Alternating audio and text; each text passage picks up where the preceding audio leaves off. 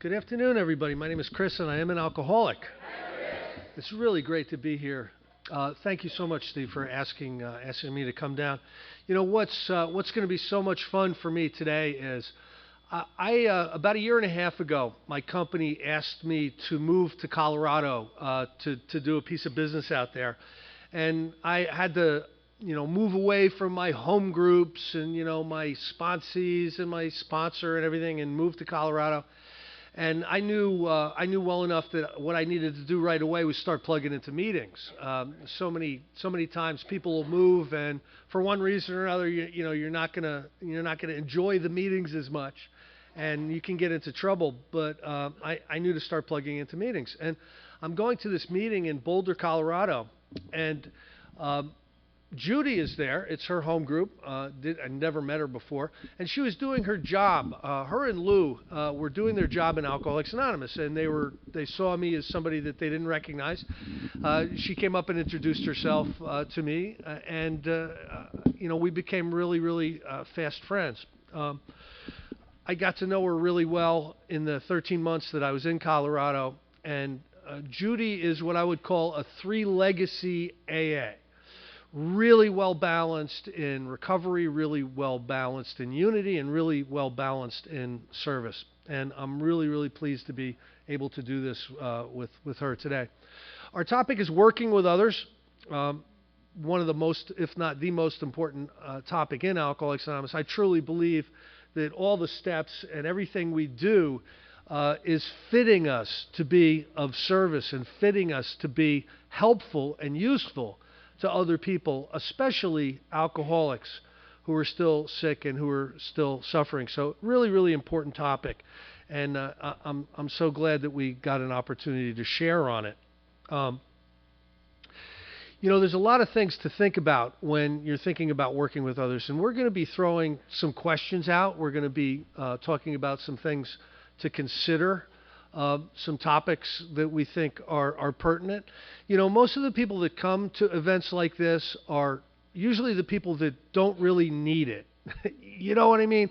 Like the people that show up at an event like this, 99% of them are people who have good programs, and they're engaged in Alcoholics Anonymous. So a topic like this, working with others, we take it from instead of this is how you should be doing the steps or whatever, to here are some ways to carry that message. Here are some ways to maybe be more effective in working with others, and hopefully we'll share a little bit on that. I am an alcoholic. I know what alcoholism is today. I learned what alcoholism was after I'd been in AA a while. It's funny, you kind of catch alcoholism in AA. I knew I had a drinking problem, and I knew that they called a lot of people with drinking problems alcoholics, but I didn't necessarily understand exactly what that was or what that meant until you all taught me what it meant. And I understand what it is today, and I identify with as an alcoholic. I certainly am one. And for a brief qualification, this is basically why I understand I'm an alcoholic. There's two problems I have. One is when I'm drinking, one is when I'm not drinking. And I'll explain those problems. The first problem is when I start to drink, I have little or no control over the amount I take.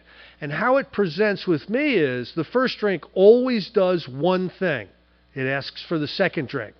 Second drink insists on the third demands the fourth, and pretty soon I'm a tongue-chewing, knee-walking, not able to operate my own pants zipper drunk. And very quickly I'll turn into a vomiting pig. And that's my experience when I put alcohol in my body. One would wonder, if that happened, why would I take another drink? Why wouldn't I just quit? I mean, my experience showed time and time again that putting alcohol in my body is a very risky venture. I could come to in jail. I did that a couple of times. That's no fun. So there was problems, a lot of problems with my drinking, especially toward the end. Well, the second problem I have is when I'm not drinking. My buddy Rich covered this really well last night. because I find sobriety so uncomfortable, I'm driven time after time after time putting alcohol back in my body. The book Alcoholics Anonymous talks about it as an obsession of the mind. And how the obsession of the mind presents with me, I'll give you an example. Toward the end of my drinking, the night before, I would have drank a quart of vodka or a quart of bourbon. I love the Tennessee bourbon, by the way. And I would drink a whole bottle of it, and I would pass out and, come to in the middle of the night and struggle to bed, just ringing. And then I would come to the next morning, the alarm would be going off, and I got to get to work. Work starts in half an hour. I'd struggle up, my hair would be sticking up. The vodka or the bourbon would be coming out of my pores. Like you just stink with the alcohol. And I'd go into the bathroom to do my vomiting calisthenics, and I'd throw some water on my face, and I'd struggle out to my $100 car to go to my bad job, and I'd be heading to work, and I would be swearing to God that this is the day. This is the day I'm going to give up drinking. I'm done. I'm done. I never want to feel this bad again. And I meant it. And if a polygraph guy would hook up a lie detector and ask me, Chris, are you giving up drinking for good and for all today? Yes. The needle would go right to true.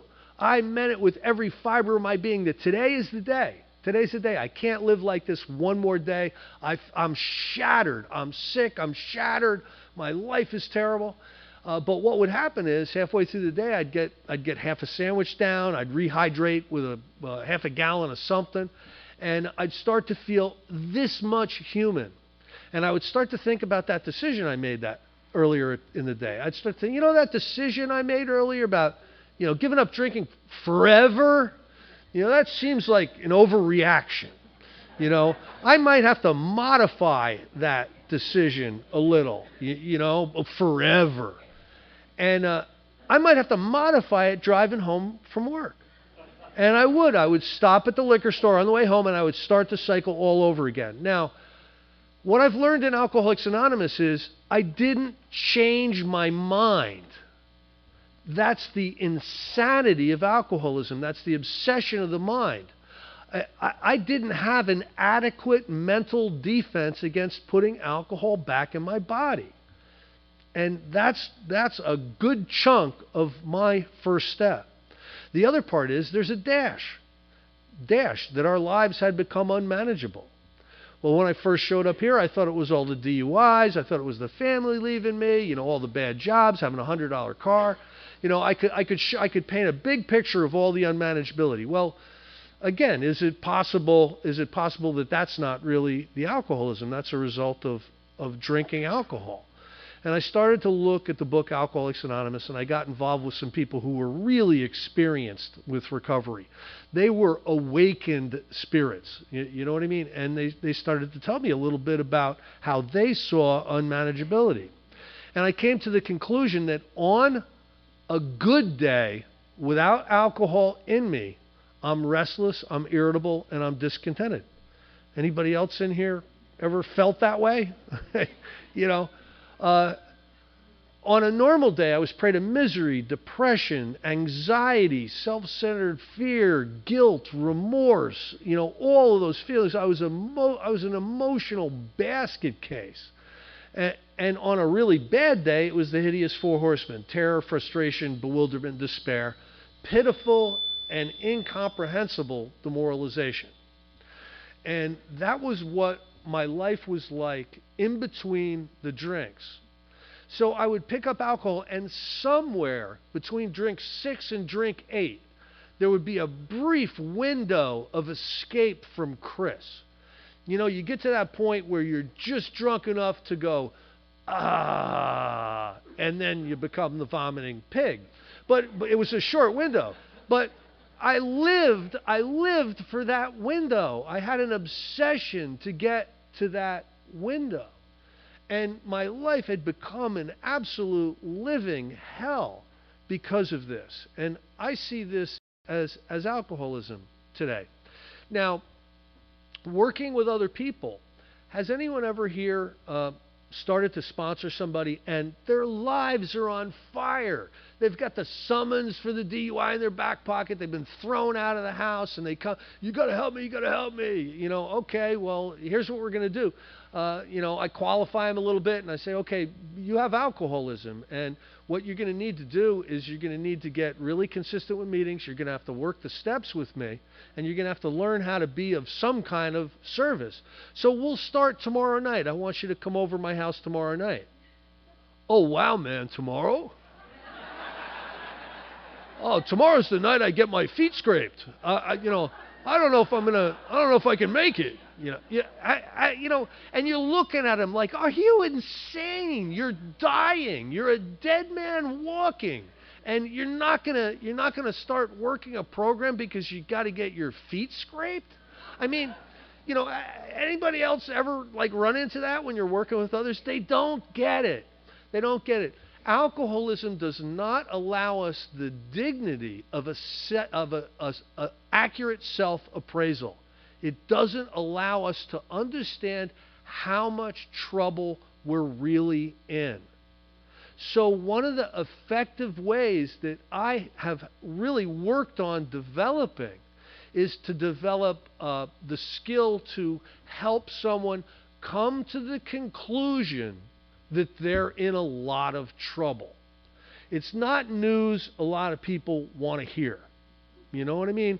They're hoping that they can go to a couple of meetings, put their life back together, and everything's going to be fine. Well, it's not going to be fine because alcoholism is cunning, powerful, it's insidious, it's progressive, it's corrosive, and it will chew you up. And the big problem working with other people is to get them to understand it, to get them to understand that, yes, the bad news is true in their case. One of the things I used to do when I sponsored, I wasn't a very good sponsor in the beginning. I learned how to give good share in the discussion meetings. You know what I mean? I sounded really good. You know, be self-deprecating and, you know, tell a couple of funny little stories and everybody's ha ha ha. And one lunatic after the other would come up to me and say, "Would you be my sponsor?" And you know, this is basically what I do. Sure. What do you want me to do? You know, like, what? These people are dying. They're suffering from a form of insanity that's progressively fatal. And I'm going to allow them to document out what kind of help I'm going to offer them. You know, I don't think so. I had a lot of people drinking on me. You ever have people drink on you? Make you look bad as a sponsor? You know, somebody come up to me and go, "Is Harry yours?" You know, he's hitting on the new women. He's borrowing money, and yeah, Harry's mine. You know, I'll talk to him. You know, they're really making me look bad. You know, and so, you know, out of self-preservation, I guess I started to pay a lot of attention to how do I work? How do I work with other people? You know, and I started to do something that I hadn't done before. I started to qualify people. I started to say, well, you know, before we start this, we're going to need to have a talk. You know, you and I will talk. I love the chapter working with others. Judy and I are going to dig into that probably a little bit in the third session. But in the chapter Working with Others, it talks about how we are to share with them our experience. We're to tell them about our drinking. We're to let them start to tell us a little bit about their drinking. And then we're supposed to start talking a little bit about the recovery. You know, what have I done? What did I do that placed me in the sunlight of the Spirit, where I basically was able to recover from alcoholism. And you know, this is something that I do now. A lot of times it qualifies people right out of the gate in the beginning. You know what I mean? I'll find that they're not really alcoholic, or I'll lay out a program of recovery that, you know, they're not interested in. And you know, that's really fine. I believe today in quality. I don't believe in quantity. I used to collect sponsees like I did comic books. I remember one period of time I was sponsoring 50 guys, and half of them were drinking on me. Somebody said one time, somebody asked this guy a question one time. How many guys do you sponsor? And the answer was about half of them. And that can be true. But anyway, the first step. Not only do I have to believe to the depths of my soul the truth about my first step, before I can go anywhere with somebody, I have to start at least leading them toward that conclusion themselves.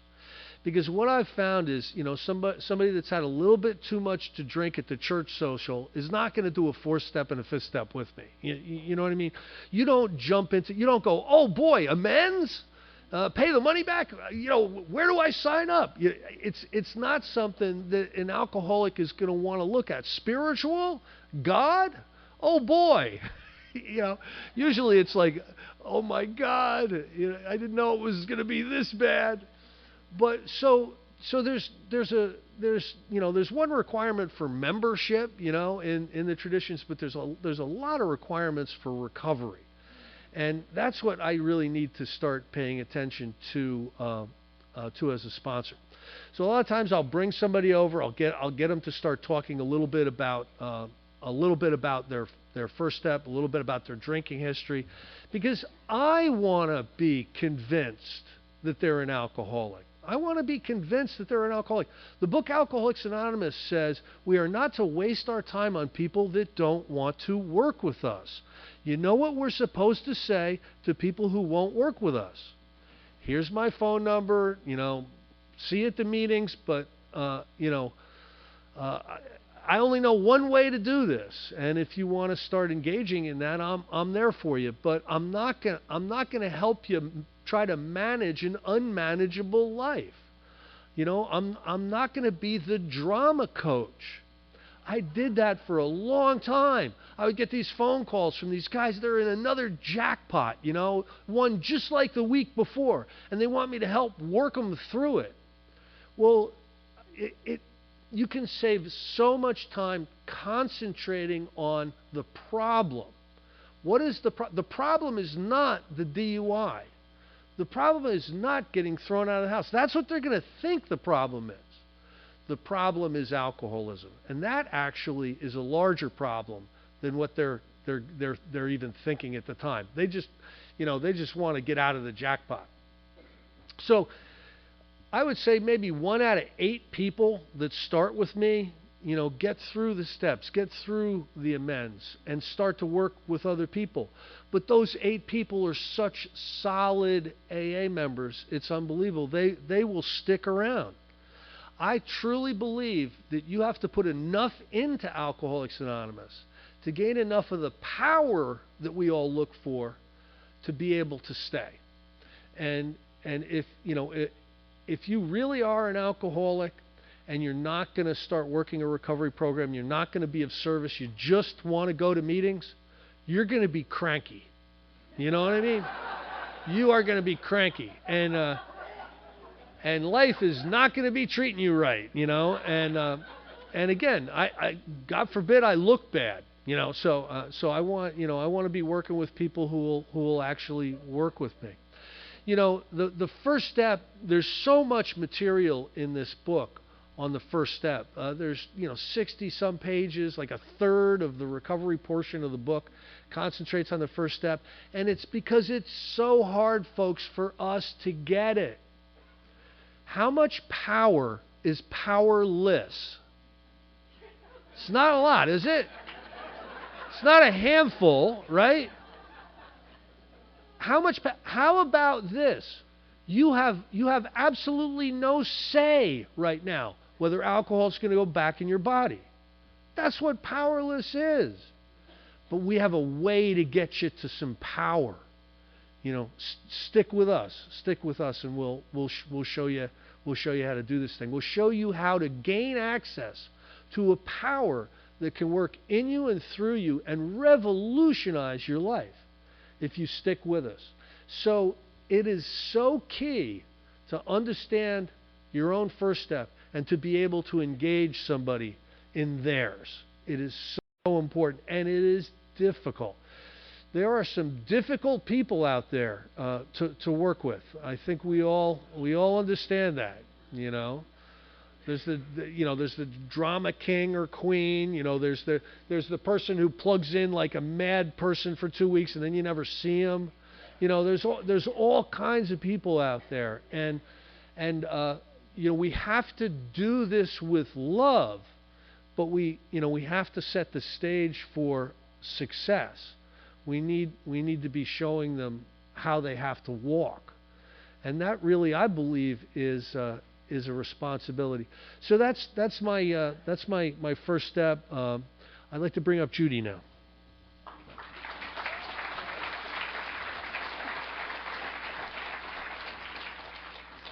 Thanks, Chris. Hi, everybody. I'm Judy. I'm an alcoholic. What fun. I really want to thank the committee and Steve, who's gone way out of his way to make everything work and everything happen.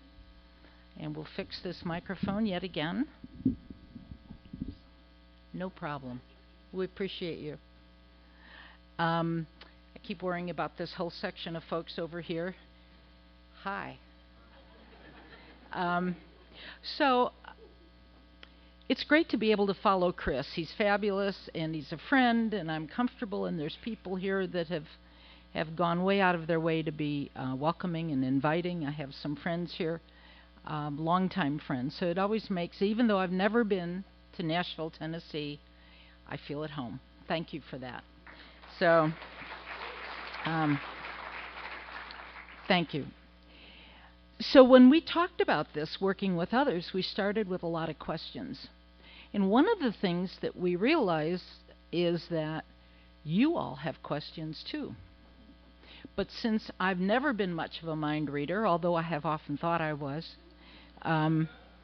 Steve is graciously going to bring around some paper, and we have a Stump the Chumps. Just put in your questions, because it works better for the taper if we don't do them from the audience. It works better to have them on record. So if you will think about today and all the way through this, what questions you may have, we'll be gathering and collecting some questions and trying to answer them as we go along, so that you can be interactive and we can get something out of it that you might want to take with you. So Steve is going to pass that around, and we'll see how that works out.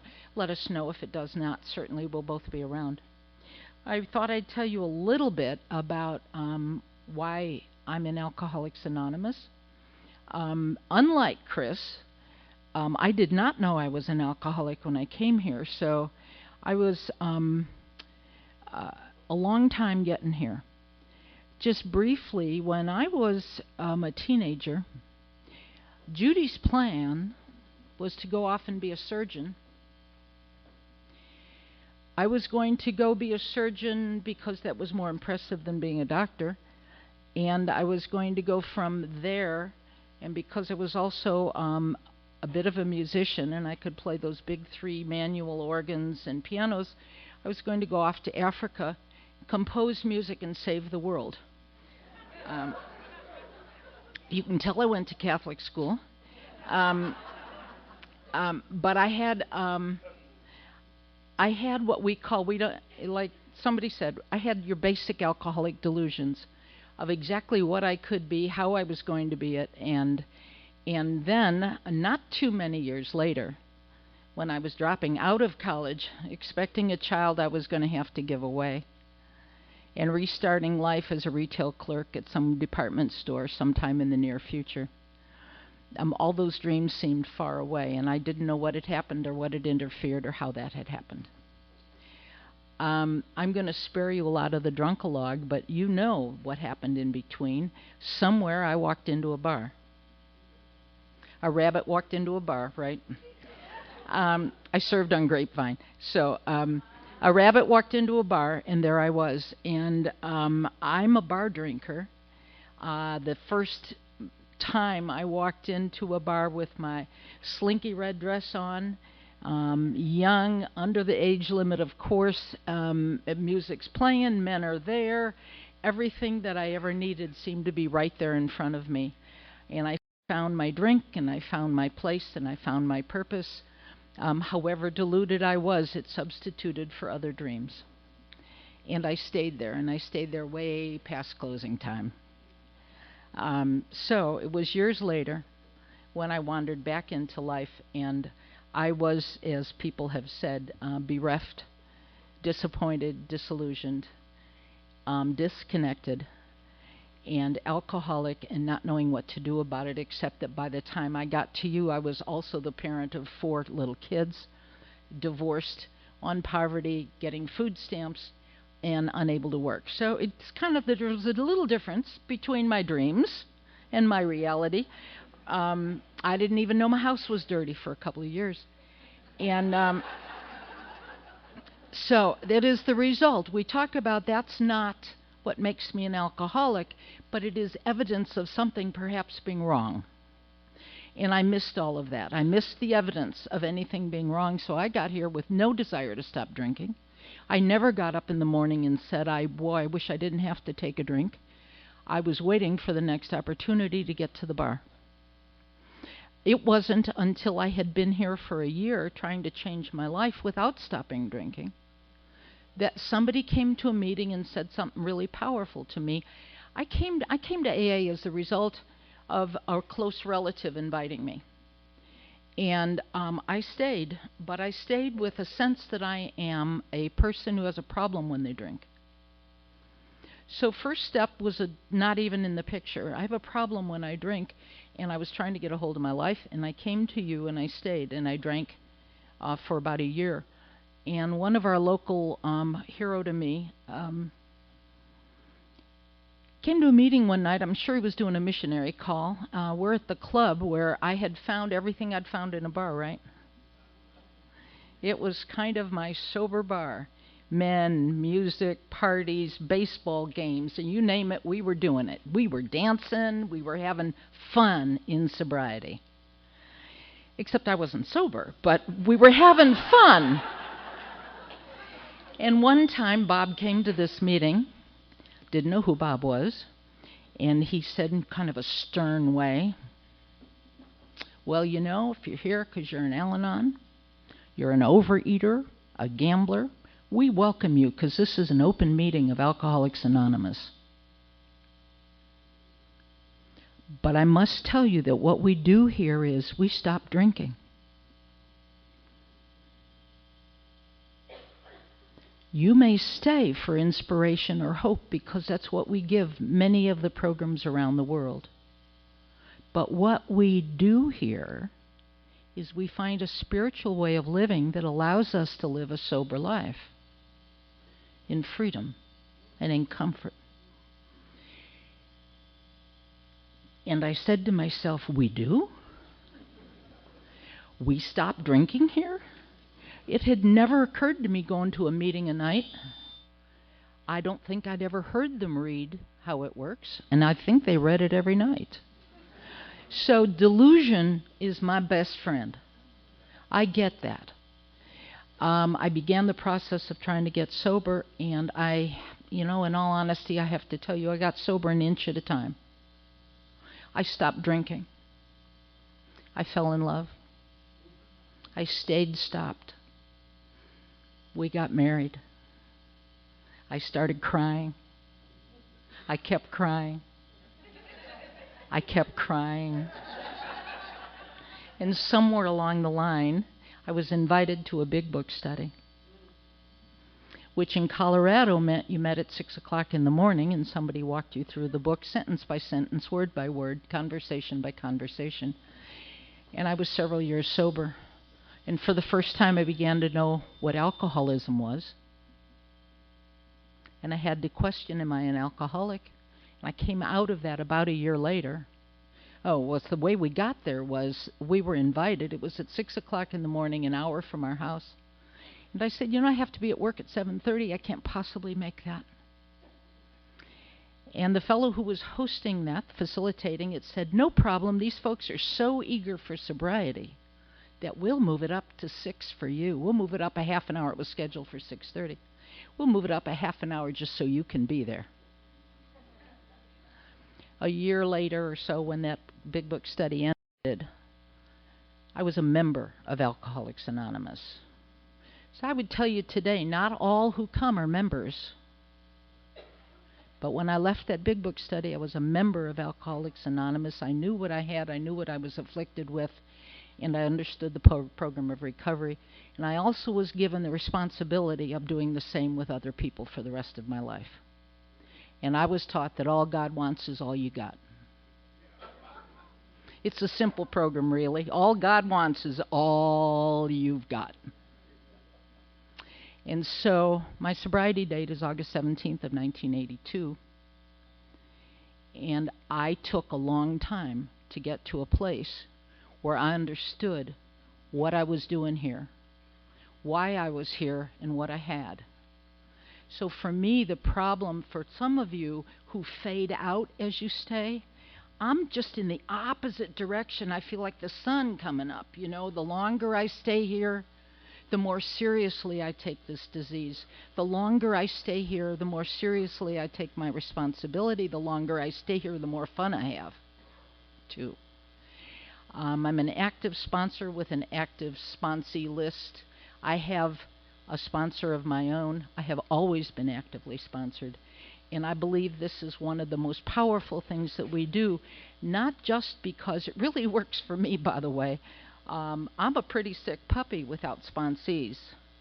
And so in a selfish, self-centered way, I have told all of mine every time, you're not allowed to leave yet because I need you. I get how this works. This whole first step thing is critical to the program of Alcoholics Anonymous, and I know I'm talking to the choir. I realize that, but if I can support you in any way to understand that we would probably be more effective even with a few less members. We don't need to sell AA to anybody. We just don't have to do that kind of thing. The reason is that either you get it eventually or it gets you. And it has been my privilege to work with some of the baddest girls around. I love the fact that I sponsor bad girls. Every one of them is so ornery. And you know, it's in the nature of alcoholics in general to be defiant. And it's the nature of alcoholics to not want to hear what they don't want to hear. How hard is it for us to be responsible? You know, when they passed this program over to us, and Bill was pretty convinced that we were ready to assume responsibility for the program of Alcoholics Anonymous. We were talking about it last night. Dr. Tybout said, I don't think so. You know, Dr. Tybout, he was so important at the beginning, and Bill said, oh yeah, they'll be so desperately happy for their recovery that they will spend their lives working with others and passing this message along. Dr. Tybout said, don't think so.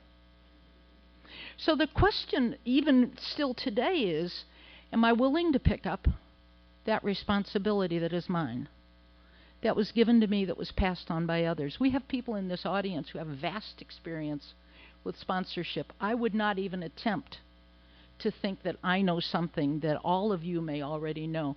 But we're here. So while we're here, I know we have a lot of questions that perhaps we want to start asking. And one of those, which is mine, looks like, what are we doing here? It's a pretty simple question. What are you doing here? I spent a lot of time going to dances, baseball games, parties, socializing, listening to tapes, and going to conferences. But what am I doing here? So I'd just throw the question out. What am I doing here? It's worth thinking about. Each of us seems to have our own commitment and our own agreement with the God of our understanding, whatever that God is. Mine has been pretty clear from my second step on. And that is, you show me what you want me to do, and I'll do my darndest to do it.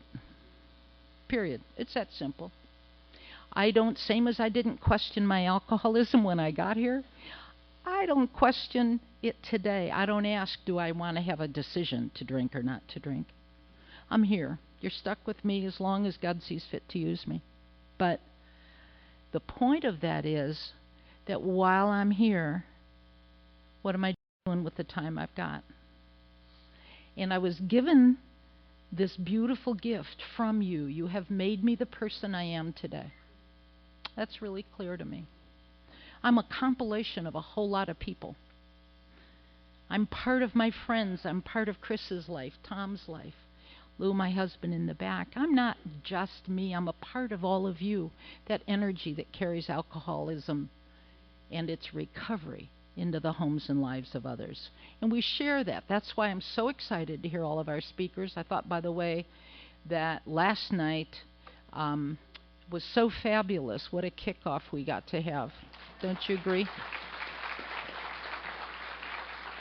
I'm really looking forward to hearing the rest of the speakers as they present themselves too, because I'm sure I'll stand to learn a lot and hear some things that each person shares their soul in a certain way, and that soul gift is left, right?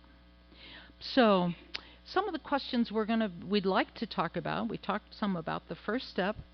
To whom? Is there a difference between carrying a message and working with others? What do you think? Is there a difference between service in general and general service? To whom are we carrying a message? And what message are we carrying? That's some of my thoughts. I don't know all the answers, but I love the dialogue of asking those questions, hopefully over some coffee or some conversation. Who are we carrying a message to? I don't see any line of us shaking hands in my local detox. And I really don't see any of us out there at the local homeless shelter where they're lined up for 4 blocks around in the winter. But I've been toying with it. Kind of a kamikaze effort, What if we all got busy and went out there and lost our fear of people that don't look like us, don't smell like us, aren't living like us? What if I lost that fear and put it into, you think you're ready yet? And shake some hands. We have a little card in our area that says, do you think you want to stop drinking? Here's some phone numbers if you think you're ready. I could put one in the hand of each person. We've been toying with that idea a little bit because we focus so much on talking to professionals, and I think it's critically important. But we forgot to talk to alcoholics. So am I doing my part with that? And I have to get over my fear to do that because we've gotten used to, and I'm going to throw that out a little bit, we've gotten used to all our people coming in and smell good. They got all the jargon down. They can tell you about their triggers. Now, so when I got here in '82, we were having a whole lot of treatment folks coming in there for a while, too. There were a lot of treatment centers in 1982. I got here in '81. We were not here, but I got to you in '81. And there were a lot of people sending vans worth of folks to AA meetings at the time. And at the time, as I recall, I may get some of the dates mixed up, but I think we were doing a lot of working on our inner children. We were doing a lot of, everybody had hypoglycemia. We had Al-Anon ACA. We were all in recovery from families, and almost everybody I know was incested. If they had a blank spot in their mind, it must have been incest. So we had a whole lot of trains of thought that have come through. You can probably fill in a whole bunch others. But it seems like every few years a new idea builds up steam. And then we've all got it, whatever it is, or you're being questioned. I remember falling in love, something I do pretty easily. And this one took, which was really the miracle. But I'm busy falling in love, and people are saying things like, be careful, you're getting codependent. And I'm thinking I've never been able to actually stick with anybody in my whole life. I don't even know what dependent looks like, much less codependent. And my inner child's screaming for help. we were doing everything but talking about recovery. How do you recover from alcoholism? Because nobody was talking about what is alcoholism. We were talking things like at my meetings when I first got sober, we were talking about how do we kidnap the grandchild that some court took away from some mother. And we were talking about our dating issues, our emotional feelings, because we'd all discovered feelings. And we were talking about a whole lot of things that made a lot of sense to me. I cried through meetings, cried and cried. It was the crying at getting married that made me want to attend a big book study, and I'll tell you why, and this was pivotal in my life. I was sober. I had not had a drink. Everything that I wanted to happen had come true for me. I'd found him. My family was beginning, we were off food stamps. I had a job. We were doing our very best. My family life, my house was cleaned up. I was starting to pay my bills. It was a little overwhelming, a single mom with no child support and 4 kids. I got to tell you, that was overwhelming. But I was getting it together. And as I'm getting it together, a whole lot of things that should have been good news left me to cry and cry and cry. So for all of you that have had trouble with relationships, I want to say that one of the things that happened was I was in love in a serious relationship, and I had absolutely no ability, no depth, and no recovery deep inside enough to deal with what life had brought me that was what I wanted. I could deal with disaster, I could deal with pain, I could deal with almost anything, but I was getting what I wanted, and it was really dangerous. That big book study came in just enough time to begin to give me enough recovery that I could add some spiritual principles to how was I living my life. Because without those, even the good news is bad news, because I don't know how to deal with life. So I have a history of broken relationships behind me, and for the first time, you began to give me some solutions, and they were all inside. How do I recover? What kind of person do I become? And I was told that spiritual principles would save my life. And the highest spiritual principle, to get back to the topic, the highest spiritual principle is the ability to love and care for another human being. To love and care for another human being. I was taught that that was our goal here. This is the one place where we get to care for another human being. We get to love them. We get to treat them the way God treats me. Love is just a word until another person comes along and I get to practice the action of loving. Love's just a word. Because of that, we have been given this incredible gift, which is I have to work with others or I die. How's that? You know, simple choice. Live or die. I have to work with others or I die. And I have to practice the actions of love. And I didn't have the ability to do that because I didn't know how. So you had to teach me. Our lessons are in the book. This is where we get it. This is where the spiritual principles are. This is where the lessons are learned, and we're going to go through some of that. Our emotional success, our spiritual principles, our first step questions, sponsorship, working with others, all of that is what we're about. But how do we do that? So I invite your questions. There's all kinds of sponsors, by the way. If you want to talk about that aspect of working with others, there's all kinds of sponsors. I've sponsored a lot since I was about 6 months sober, handing probably more of a mess than a message. I didn't have much to give because I didn't have anything. But I had good intentions. And I think God honors good intentions. But we get some practice here in learning how to love another person, and trying to learn how to love another person without judgment, and trying to care about another person at our own inconvenience, because that's when we do it the best. So what do I do? What does the book say? We're going to go through that. The question is, what are we doing here? How's it going to affect my life when I leave here with your shining faces and go home and look at my own kids?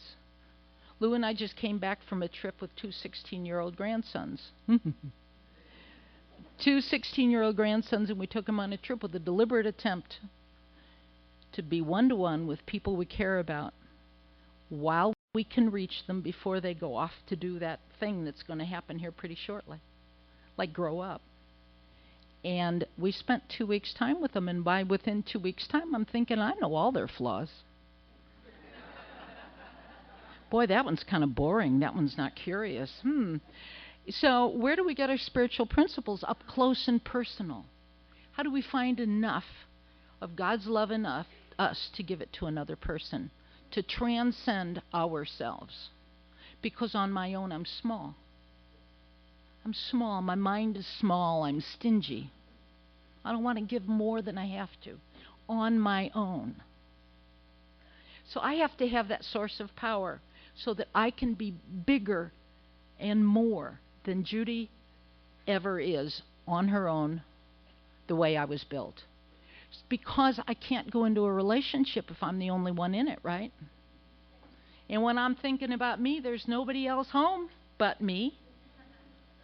How do we even have a relationship in Alcoholics Anonymous when there's only me there? So every lesson comes back to, how do I work with others? Within my family, within my sponsorship, within work with others as well as my sponsor, within my job, within my AA community. And lastly, I'm going to say I don't believe in going to meetings. I believe in home groups, and I think if we have a weakness in AA, we got to stop saying go to meetings. We better start saying come with me to my home group, because we will 12-step you in my home group, and we will care about what happens to you.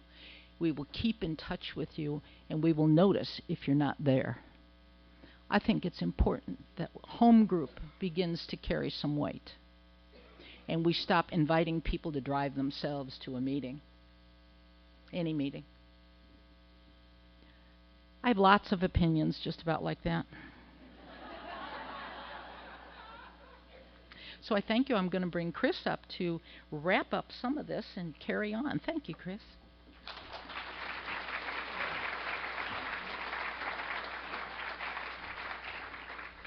Thank you, Judy. Those are some great considerations. I think one of the things that we have to do when we're in Alcoholics Anonymous and we're living life along spiritual lines is we have to grow. We have to broaden and deepen. We have to stay open-minded. I know one of the things that will take me out in a heartbeat is to really think that I know everything and I don't need to go any further. I've seen that happen to a number of people in AA. So consideration is good. There's a part in the big book that says we need to ask ourselves what these spiritual terms mean to us. This has to be a personal program. We have to completely buy into this, and at one point in time or another, for us really to be successful, and we have to help other people come to a full buy-in. They say come all the way in, sit all the way down. We have to help people get to that point where they'll do that.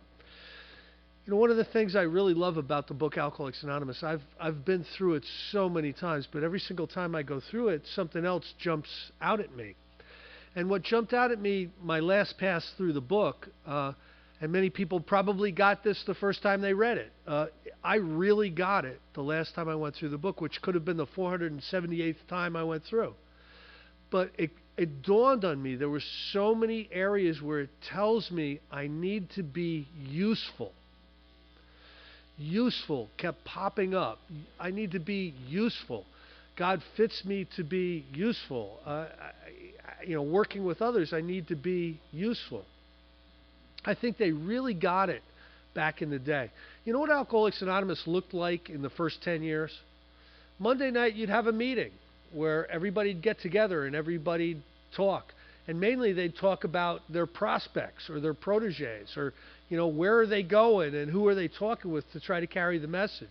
And Tuesday, everybody'd break off, and some people would go to the hospitals, and some people would go to the courts. And Wednesday, they'd break off, and some people would go to the drunk tanks, and some people would go to Skid Row.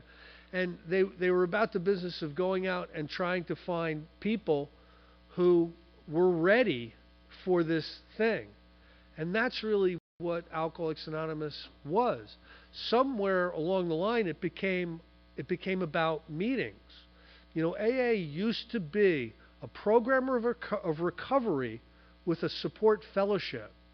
And somewhere along the line, it started to become a fellowship of sobriety with a sometimes support program. And I think we lost a lot of our horsepower when that happened. I love the book Alcoholics Anonymous. I love the chapter Working with Others. For years, I ignored what was in that chapter because it didn't seem pertinent. It didn't seem, well, that's not what we do. We don't do that. We go to meetings and we share. But I started to fall in love with this book and to really, really take it literally. And I started to see some of the instructions in Working with Others. Just a current experience. My good friend in the back there, Dane. Dane is part of my home group in Connecticut and came down here to be a part of this whole thing. Well, he heard about somebody that was in the hospital, and somebody was in real trouble. I mean, their alcoholism got them to a point where they were in ICU. Folks, we can drink ourselves to death. That's not outside of the realm of possibilities. And we started to go visit this guy, and we put together the team. We got the boys, and we would send a couple of different people in there every night. And what their instruction was tell your story. Tell them what it was like, what happened, and what it's like now. Don't tell them to do anything. Don't tell them they have to do anything. Just share your experience with them. And I've had some great results with this. This particular individual was pretty damaged from alcohol. He kept trying to get out of bed and go get his car keys. And we're like, dude, you're in a diaper. You're not going anywhere. You're in leg chains. You're not going anywhere. That was a sad case. But another case was I got a call from one of my ex-wives. I love that. That's one of the reasons why I don't do relationship workshops.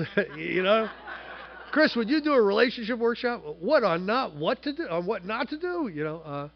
But anyway, one of my ex-wives calls me up and she goes, "You're in that A&A.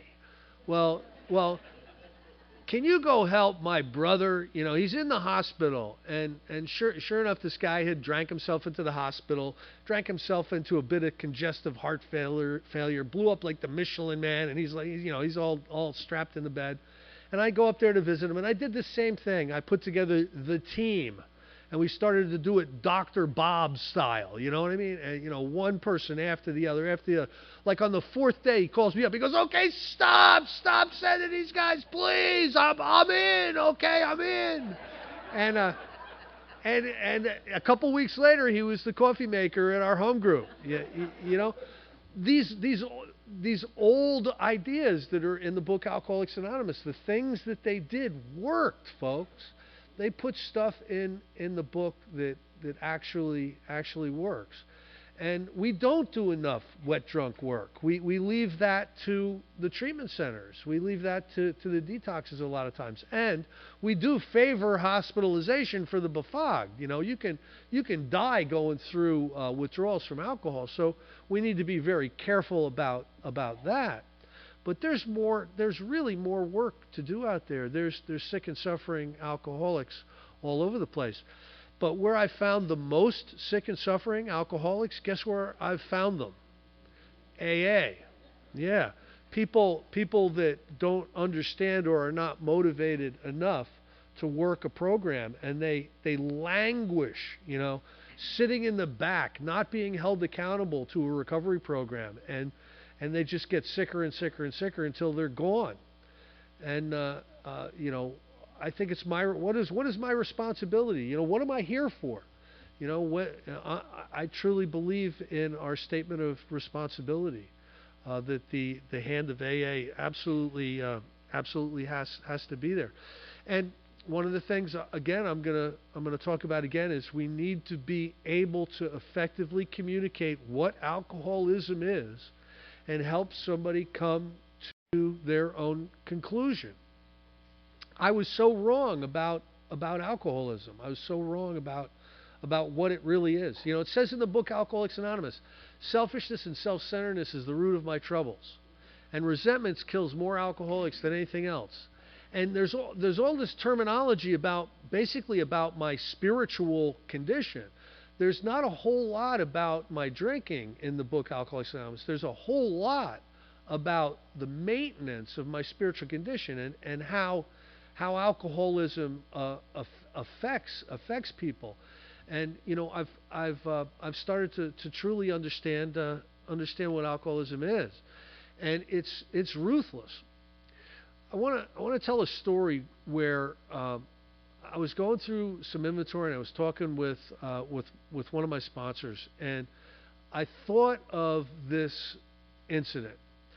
I told you I would rush home from work to buy another quart of vodka or another quart of bourbon. You know, if you were doing 30 and a 35 in front of me, and I was on the way to the liquor store after work, good luck to you. I would pass you on a curve.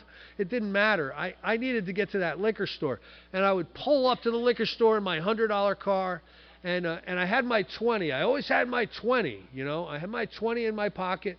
And I would go up and I would put my 20 down, and I'd have my bottle, and the proprietor would put the bottle in a paper bag. I'd get my change, and I was out.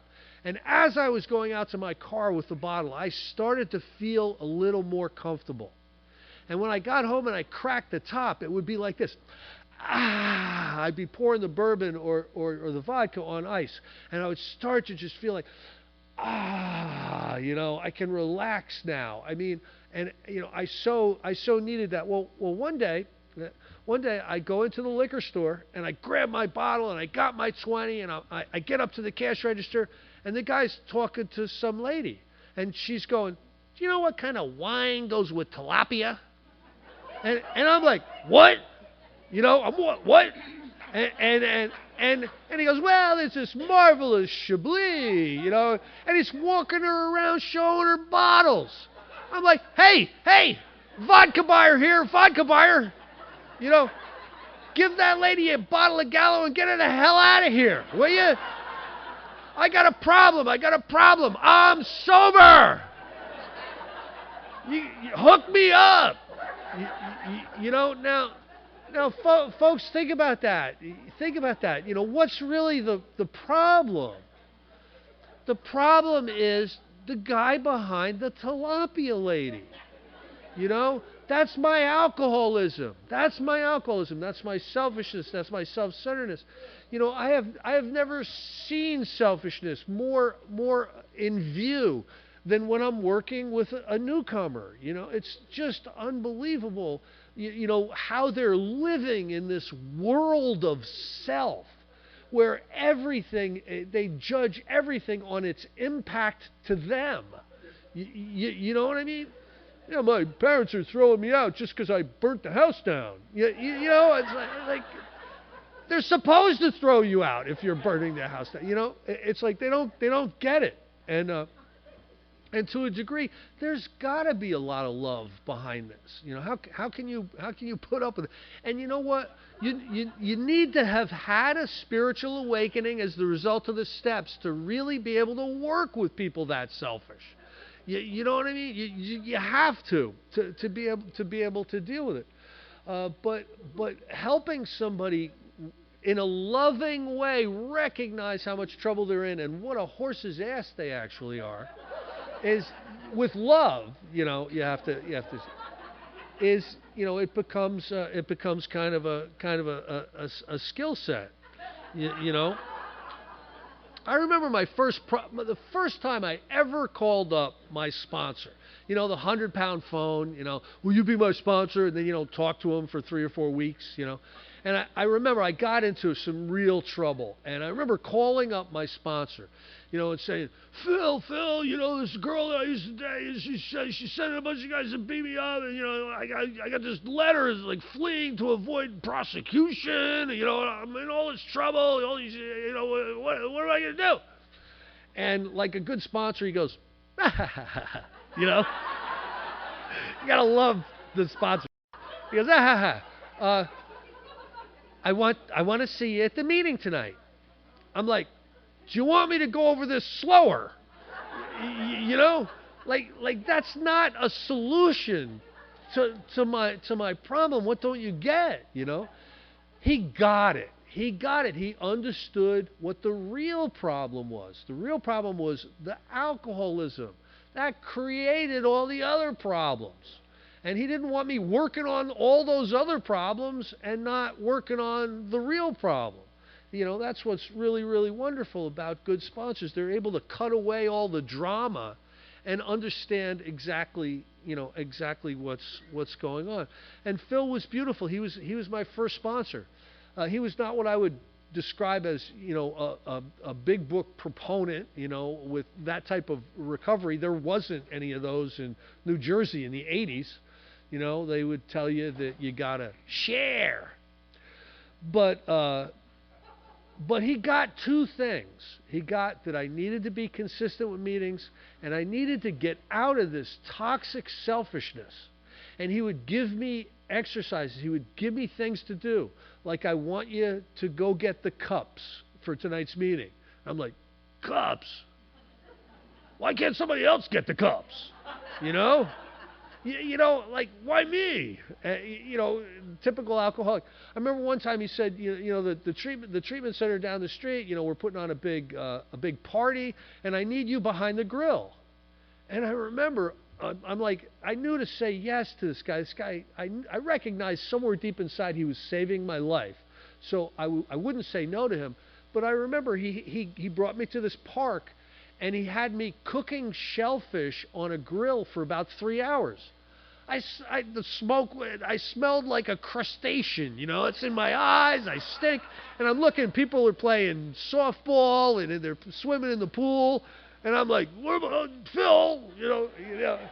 And Chris, you stay right there. And he had me involved in. I was so unbelievably selfish. It went so against every fiber of my being to do something for somebody else without, some kind of reward. I didn't know. It was just horrible. But he recognized what my real problem was, and he got me busy in Alcoholics Anonymous. I later got involved with some people who really understood recovery, and they got me involved in recovery. There's a difference between activity and action, but if you can only get somebody involved in activity, that's certainly better than nothing. But some of the unbelievably good lessons that I learned back in those days, I learned from my first sponsors. It's funny. I would come up to my sponsor with a problem, and he would give me an action to take. And I would be absolutely convinced it was a dumb action. I remember I went to my sponsor one time. My boss yelled at me in front of my guys, and I'm going to go blow up his truck. And he said, Chris, we don't blow up people's trucks in AA. And, here's what I want you to do. I want you to pull your boss aside tomorrow morning. I want you to say to him, Anthony, I didn't appreciate you yelling at me in front of the guys. If you have problems with me anymore, could you take me aside and just talk to me personally? And I'm thinking, what? You want me to do what? I'm thinking that the blowing up the truck makes more sense than that. But my sponsor had this unending series of being right. That was just so annoying to me. He always ended up being right. So, okay, one more time, I'll do what he says just to go back and be able to tell him how it didn't work. So I do that. I pull my boss aside and I say, Anthony, I don't really appreciate how you spoke to me the other day, yelling at me. And, if you ever have a problem with me, would you mind just taking me aside and talking to me personally about it? And he looks at me and he goes, huh, okay. And he never yelled at me again. And I'm like, my sponsor's Gandhi, I mean, how did he know all this? I'm telling you, you have to have an awakened spirit to work with some of us. We're so dumb sometimes. We're so destructive. We're so reckless. But anyway, in the early days, it really was touch and go for me. There were many times that I was just seconds and inches away from doing something stupid and not being here today. There's so many close calls back in the early days, and I'm grateful for the lessons that I learned. But so much, I think, counted on my bottom. Getting to a point. I think. It talks a little bit about in step 1 in the 12 and 12. We had to start raising people's bottoms because they weren't skid row alcoholics. By the time the 40s and 50s came around, there were people that weren't in that critical of a stage of alcoholism. And I believe today that a bottom is just a place where we honestly don't want to go any lower. And we're willing to listen to somebody that we don't even think could be right. And to do things we're not even sure will work. You know what I mean? Because that's the position I was in. I had to take some stuff on faith. I had to start believing in my sponsor. It talks in step 2, we come to believe that a power greater than ourselves could restore us to sanity. My first experience with that was I came to believe in my sponsor. I came to believe that he was giving me good advice. And the times that I didn't think it was good advice and I took it anyway, I was always pleasantly surprised. And I started to think that maybe I didn't have it all together. Alcoholics are so ill, they don't even know they're ill. I remember signing myself into a treatment center, and within about 8 days, it dawned on me that the treatment center wasn't running things right.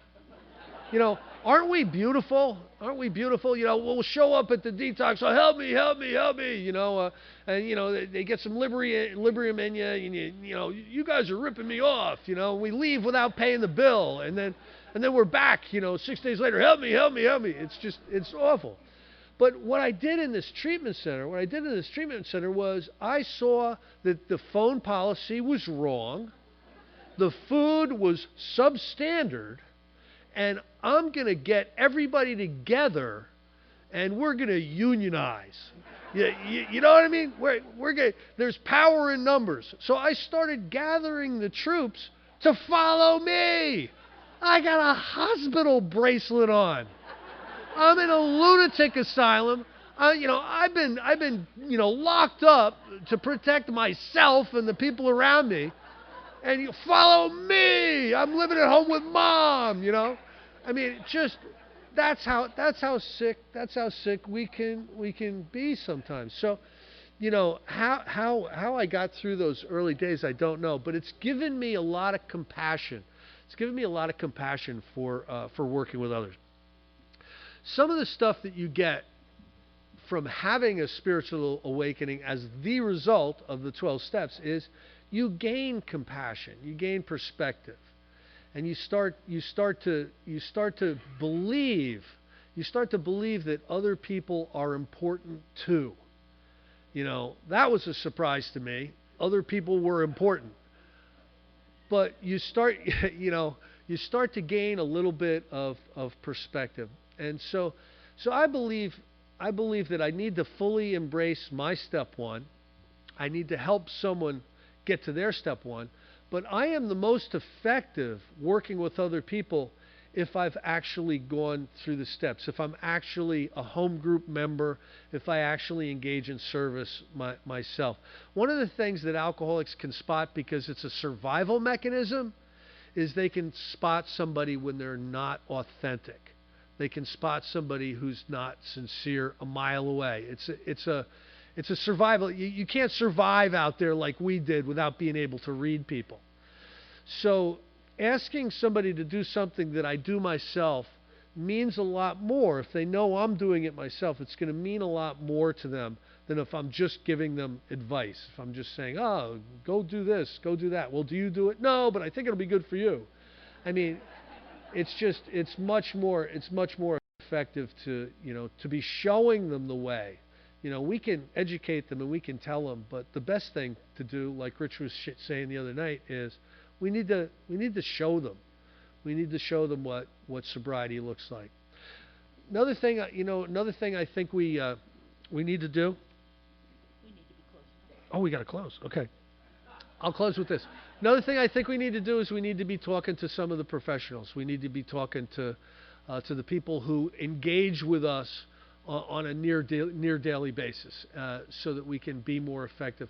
My doctor has my phone number. A lot of health professionals have my phone number, and they reach out to me every once in a while, and it's always a pleasure. You want to fish up? No, I haven't planned on that. Well, thank you all. Steve has the fishbowl over here. We can start talking at the next meeting about sponsorship, spiritual principles, and answer some questions. There's lots of kinds of sponsors. We have people in the room that sponsor people across the world. This is a big deal. This is not a small deal. And I really want to thank Lee for letting us know and for the microphone help, and we'll see you all at the next session, perhaps. Thank you.